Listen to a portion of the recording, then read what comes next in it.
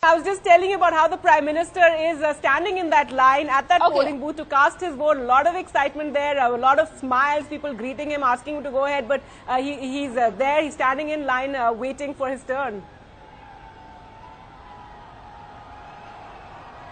Well, it's interesting, isn't it? I mean, this is what the BJP has had over the Congress for a long time now. Remember, the BJP's entire campaign has been Vikaswad versus Vanshwad. Vanshwad is an elitism. They pointed to that towards Rahul Gandhi, saying that, look, it's a dynasty, they're privileged people, and the Prime Minister has played on the fact that, look, I'm one of you.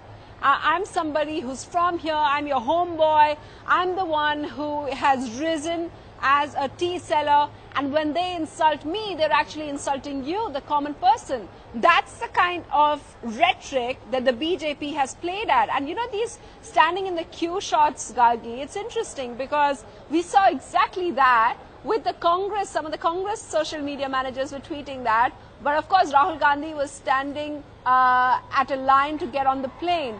So the Congress has had to work hard through projecting a different image of being Aam Aadmi, but it's a little difficult because Rahul Gandhi comes from an elite and privileged background. So what the Congress has had to do it has, as some would say, outsourced that kind of image to people like Hardik Patel, to people like Alpesh Thakur, and to people like Jignesh Mevani. Now, Alpesh Thakur or Hardik Patel, 24-year-old, and you know, someone who's been the face of the Patidar agitation, they're really, and someone who has, even Alpesh Thakur, who have been people who've been working from the ground. They're grassroots workers. Alpesh Thakur actually made his name in leading the entire anti-alcohol campaign and working over there, has his own, as an NGO. He's got ground support like that.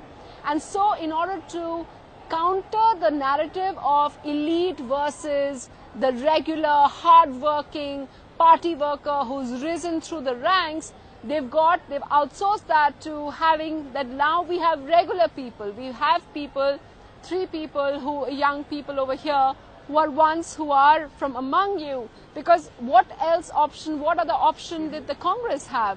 Apart from Rahul Gandhi, they didn't want to project, they didn't really have a strong local leader who could be the face of their campaign. And incidentally, the BJP, strangely enough, has the same kind of problem. Apart from Narendra Modi, they didn't really feel that they had a state leadership which was as strong enough.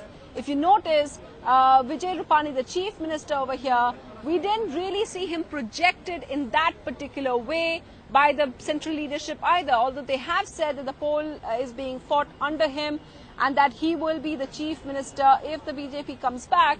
But on that particular point, the BJP and the Congress seem to have the same a commonality, so to speak, Gargi.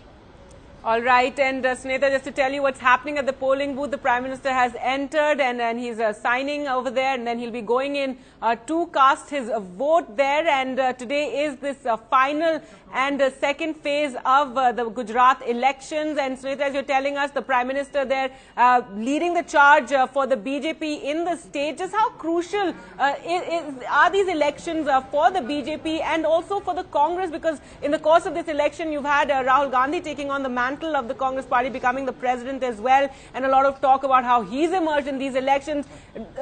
No matter how the Congress really does, do you think Rahul Gandhi's really emerged as a leader coming into his own, and the Prime Minister there, crucial elections for him as well? That's right. In fact, you know, one of the things that has been there has been the kind of personal campaign that's been there, whether it is even attacking someone like Dr. Manmohan Singh. Another interesting factor, of course, is that we saw Dr. Manmohan Singh play a crucial role in an election campaign, perhaps for the first time since the time he himself fought an election and was unsuccessful in it in the Delhi election years ago. This was one where he was sought out, and the reason the Congress saw in that is that they said that, you know, they want to focus on economy, because what they have to hit the government with is the fact that GST has been a problem for the trader community over here, various trading communities over here, and so has demonetization caused the initial hiccups. And that's why Congress made Dr. Manmohan Singh perhaps the second star campaigner. All right, Sunita, sorry to interrupt you there. Let's just listen to that frenzied cheering as the Prime Minister emerges after casting his vote.